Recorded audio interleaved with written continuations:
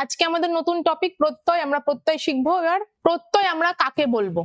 আমরা এর আগে শিখেছি কারক, কারক সমাস, সমাস শিখেছি, কারক শিখেছি, কারক বিভক্তি। এবার আমরা শিখবো প্রত্যয়। প্রত্যয়টা শিখে নিলে আমাদের মোটামুটি গ্রামারটা কমপ্লিট হয়ে যাবে, ঠিক আছে? তাহলে কি প্রত্যয় আমরা কাকে বলবো? ধাতু বা শব্দ সমষ্টির পর, কি বলছি মন দিয়ে শোনো, ধাতু বা শব্দ সমষ্টির পর যে পদ বা পদ মানে যুক্ত হয়ে নতুন শব্দ বা নতুন পদ গঠিত হয়।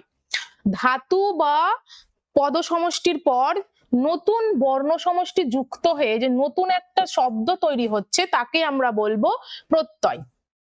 ঠিক আছে, দেখো এখানে লেখা আছে সংস্কৃত বাক্য গঠনের ক্ষেত্রে প্রত্যয়ের যথোপযুক্ত জ্ঞানটা আমাদের জানা অবশ্যই দরকার। মূল শব্দ বা ধাতু বাক্যে কখনো কখনো প্রযুক্ত হয় না। তখন কি হয়?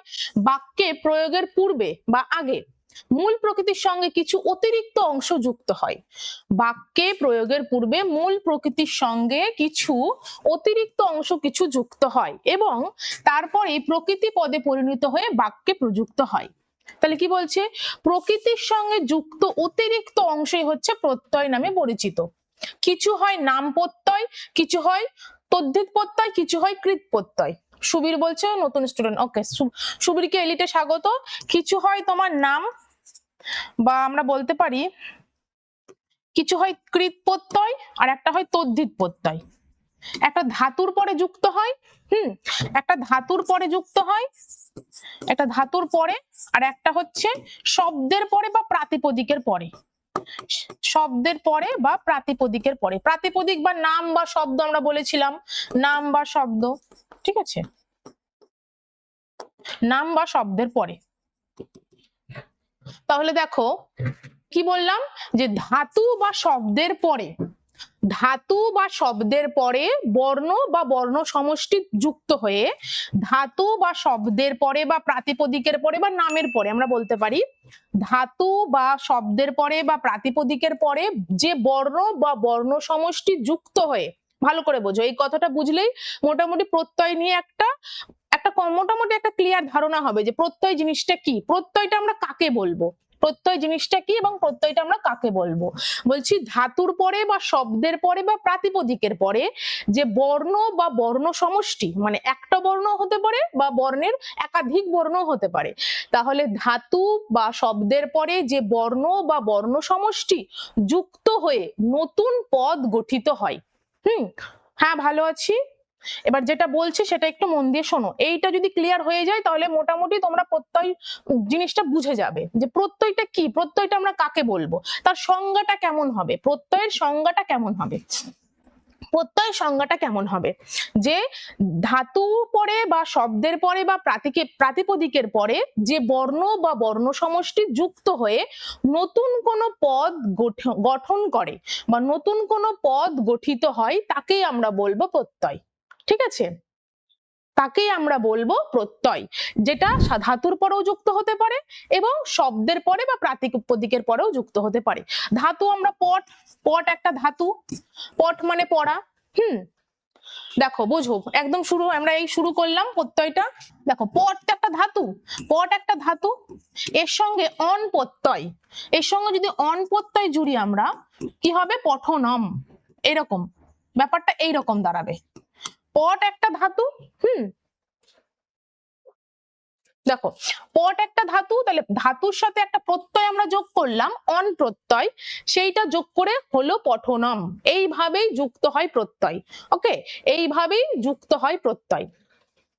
এবার দেখো একটা, এবার নাম বা শব্দ নেব, নাম বা শব্দ নেব, ঠিক আছে, নাম বা শব্দ নেব। একটা শব্দ বা নাম বা প্রাতিপদিক আমরা একই বলেছি। যেমন দশরথ, দশরথ কি একটা, দশরথ একটা নাম, দশরথ একটা নাম। যেমন পৃথা একটা নাম, পৃথা একটা নাম হতে পারে, বা প্রাতিপদিক বলতে পারি, শব্দ বলতে পারি। আচ্ছা, রিয়াকেও স্বাগত।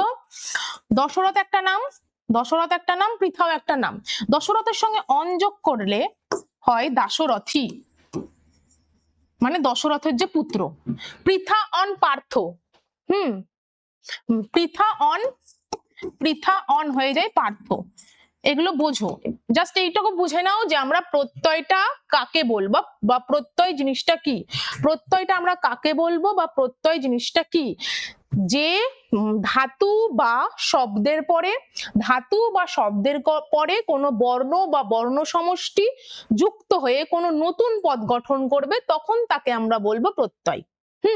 তখন তাকে আমরা বলবো প্রত্যয়। এটা ধাতুর পরেও যুক্ত হতে পারে, আবার শব্দের পরে বা প্রাতিপদিকের পরেও যুক্ত হতে পারে, শব্দের পরে বা প্রাতিপদিকের পরেও যুক্ত হতে পারে। এই হচ্ছে মোটামুটি প্রত্যয়ের একটা বেসিক ধারণা, যে প্রত্যয়টা আমরা কি, এইটা আমরা জানলাম যে প্রত্যয় জিনিসটা কি, কিভাবে গঠিত হয়। বুঝলে বলো, বুঝলে কিনা বলো, বুঝলে কিনা বলো। আচ্ছা, ভেরি গুড। এবার দেখো তদ্ধিত প্রত্যয়। তদ্ধিত প্রত্যয়টা কাকে আমরা বলবো? তদ্ধিত প্রত্যয় আমরা, ম্যাম আর একবার বলবেন। আচ্ছা, অনন্যা বলছে ক্লিয়ার। আচ্ছা, সাগর বলছে এখনই জয়েন করলাম এখন। আচ্ছা, আমি শর্টে বলছি যে প্রত্যয়, আমরা নতুন আজকে ক্লাস শুরু করলাম, আমাদের এটা ফার্স্ট ক্লাস। যে প্রত্যয়, প্রত্যয় জিনিসটা কি? প্রাতিপদিক মানে কোনো শব্দ বা নাম, তোমার নামটা একটা প্রাতিপদিক হতে পারে, প্রতাপ নামটা একটা প্রাতিপদিক। প্রাতিপদিক না মানেই হচ্ছে একটা নাম বা শব্দ, তাই তো? রিপিট। আচ্ছা বলছি, দেখো প্রতাপ নামটাও একটা প্রাতিপদিক বা শব্দ, প্রতাপ নামটাও একটা প্রাতিপদিক বা শব্দ। নাম অর্থ যে কোনো শব্দই মানে প্রাতিপদিক হতে পারে। তাহলে কি বললাম, যে ধাতু বা শব্দের পরে বা প্রাতিপদিকের পরে, ভালো করে বোঝো, ধাতু বা শব্দের পরে বা প্রাতিপদিকের পরে যে বর্ণ বা বর্ণ সমষ্টি যুক্ত হয়ে, পরে কিন্তু ধাতুর পরে, দেখো ধাতুর পরে, ধাতুর পরে বা ইসের পরে, প্রাতিপদিকের পরে বা শব্দের পরে, ধাতু বা প্রাতিপদিক বা শব্দের পরে যে বর্ণ বা বর্ণ সমষ্টি, যে বর্ণ বা বর্ণ সমষ্টি যুক্ত হয়ে নতুন পদ গঠন করে, তাকেই আমরা বলবো প্রত্যয়। এখানে লিখে দিয়েছি পট একটা ধাতু, অন প্রত্যয় হয়ে গেছে পঠনম, হয়ে গেছে কি হয়ে গেছে, হয়ে গেছে পঠনম। বুঝলে? দশরথ একটা শব্দ বা প্রাতিপদিক, অন প্রত্যয় হয়ে গেছে দাশরথী। পৃথা একটা শব্দ বা নাম বলো, প্রাতিপদিক বলো, পৃথা অন পার্থ। এইভাবে আমরা মোটামুটি একটা মানে কনসেপ্টটা হলো যে প্রত্যয় জিনিসটা কি। বুঝতে পারলে বলো, বুঝতে পারলে কিনা বলো, এবার বুঝতে পারলে কিনা বলো। আচ্ছা ঠিক আছে, এবার দেখো প্রত্যয় কয় প্রকার, এটা পরীক্ষায় আসে, যে প্রত্যয় কয় প্রকার বা প্রত্যয় কতিবিধম, প্রত্যয় কতিবিধম বা প্রত্যয় কয় প্রকার। লিখে দেবে 5: বিভক্তি প্রত্যয়, কৃত প্রত্যয়, তদ্ধিত প্রত্যয়, স্ত্রী প্রত্যয় এবং ধাতু অবয়ব। ঠিক আছে, তাহলে প্রত্যয় কয় প্রকার? প্রত্যয় হচ্ছে 5 প্রকার। কি কি? বিভক্তি প্রত্যয়, কৃত প্রত্যয়, তদ্ধিত প্রত্যয়, স্ত্রী প্রত্যয় এবং ধাতু অবয়ব। ক্লিয়ার হয়নি কেন? শ্যামসুন্দরের আবার কি সমস্যা?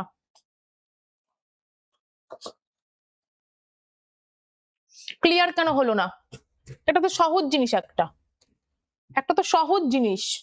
প্রতাপ বলছি একটু সময় লাগবে, সময় লাগার কিচ্ছু নেই, সোজা কথা। আচ্ছা আমি এখানে লিখে দিচ্ছি, দাঁড়াও, যে প্রত্যয়টা আমরা কাকে বলবো, এখানে লিখে দিচ্ছি, দেখো বাংলায় লিখে দিচ্ছি, যেটা লিখছি সেই লাইনটা বোঝার চেষ্টা করো, যে লাইনটা লিখছি সেটা বোঝার চেষ্টা করো।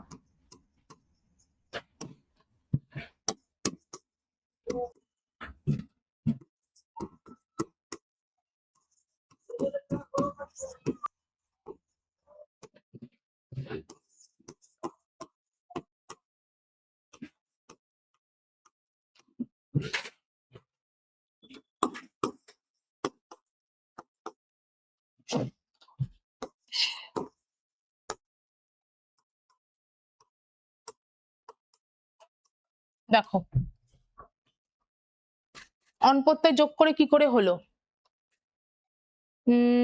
দেখো এটা বলে দিই, ধাতু শব্দ বা প্রাতিপদিকের পরে যে বর্ণ বা বর্ণ সমষ্টি যুক্ত হয়ে যে নতুন পদ গঠিত হয়, হ্যাঁ, যে নতুন পদ গঠিত হয় তাকে আমরা প্রত্যয় বলি। যেটা ধাতুর পরেও হতে পারে, আবার শব্দ বা প্রাতিপদিকের পরেও হতে পারে। যেমন পট একটা ধাতু, পট মানে হচ্ছে পড়া, তার সঙ্গে আমি অন প্রত্যয় যোগ করে বললাম যে কি হবে, পঠনম। এই যে পঠনম মানে হচ্ছে পড়া উচিত, পঠনম মানে পড়া উচিত, তুমাম পঠনম মানে তোমার পড়া উচিত, এইরকম অর্থ আমি বলতে পারি। দশরথ একটা নাম বা শব্দ বা প্রাতিপদিক, এটা আমি ধাতু দিয়ে দেখালাম, এটা আমি শব্দ বা প্রাতিপদিক দিয়ে দেখাচ্ছি।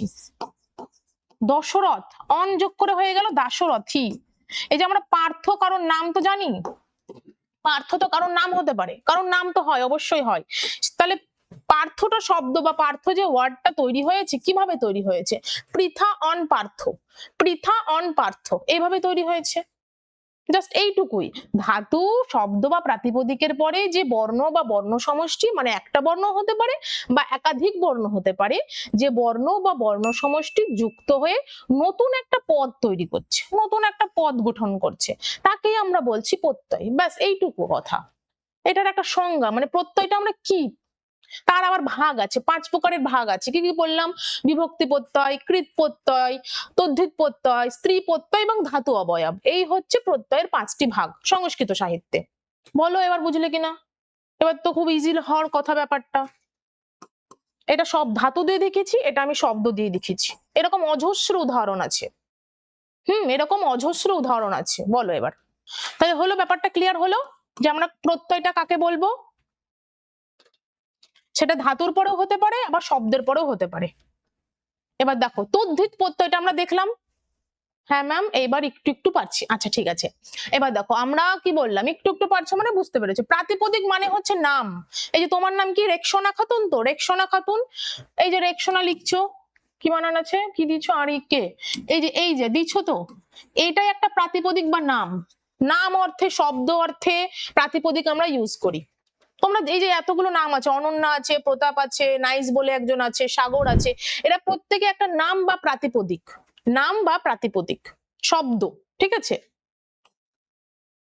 আমাদেরকে বোঝাতে প্রত্যেকের একটা একজনের এক এক রকমের নাম আছে। এমন কোনো ব্যক্তি আছে পৃথিবীতে যে তার নাম নেই? নিশ্চয়ই এরকম ব্যক্তি তুমি পাবে না, বা বস্তু পাবে না যে তার নাম নেই, নামহীন বা প্রাতিপদিকহীন। যে কোনো বস্তুর বা যে কোনো জিনিস বলো, প্রাণী বলো, তার একটা কিছু না কিছু পরিচয়, তাকে জানার জন্য তার একটা নাম হয়। নামটাই হচ্ছে প্রাতিপদিক। আচ্ছা দিতিপ্রিয়া, আচ্ছা দিতিপ্রিয়াও একটা প্রাতিপদিক, সুস্মিতাও একটা প্রাতিপদিক, আমি নিজেও একটা প্রাতিপদিক, ঠিক আছে। প্রাতিপদিক নাম হতে পারে, মানে শুধু প্রাণী হবে না, নাম অর্থে, শব্দ অর্থে, বুঝলে। এবার কারোর নাম তো পড়া হতে পারে না, বা বই একটা জিনিসের নাম, কারোর নাম তো খেলা হতে পারে না, বা নাচা হতে পারে না। ওগুলো এক একটা মানে ধাতু বা ভার্ব থেকে তৈরি হয়, ক্রিয়া দিয়ে যুক্ত হয়, যে সে নাচ করছে, ঠিক আছে। ইসমা তারা একটা প্রাতিপদিক, বুঝলে। এবার আশা করি বোঝা উচিত, বা খুব সহজ করে বললাম বিষয়টা। সুস্মিতাও একটা প্রাতিপদিক, প্রত্যেকে আমরা প্রাতিপদিক, রানা, অনিশা, ঠিক আছে। দেখো এবার আমরা প্রত্যয় দেখলাম, যে আমরা দেখেছিলাম সমাস কয় প্রকার, সমাস চতুর্বিধ ছিল। কারক কয়টি, কারক কয়টি ছিল বলো। যার নাম আছে সেই প্রাতিপদিক, একদম ঠিক কথা, অনন্য একদম ঠিক কথা বলেছে, যার নাম আছে সেই প্রাতিপদিক। তৃষাও একটা প্রাতিপদিক, ঠিক, আমরা প্রত্যেকেই প্রাতিপদিক। তাহলে দেখো আমরা সমাসের ভাগগুলো পড়েছি, সে সমাস কয় প্রকার তার ভাগগুলো, কারক কয়টি, বিভক্তি কয়টি, সংখ্যা করেছি। এরকম প্রত্যয়েরও ভাগ রয়েছে, পরীক্ষায় আসবে যে প্রত্যয় কয়টি, 4টি, 5টি, 6টি, 7টি, কি লিখবে, 5টি প্রত্যয়, 5টি আমরা দেখলাম। কি কি পেলাম, বিভক্তি প্রত্যয়, কৃত প্রত্যয়, তদ্ধিত প্রত্যয়, স্ত্রী প্রত্যয় এবং ধাতু অবয়ব, এই নিয়ে আমরা 5টি পেলাম, ঠিক আছে।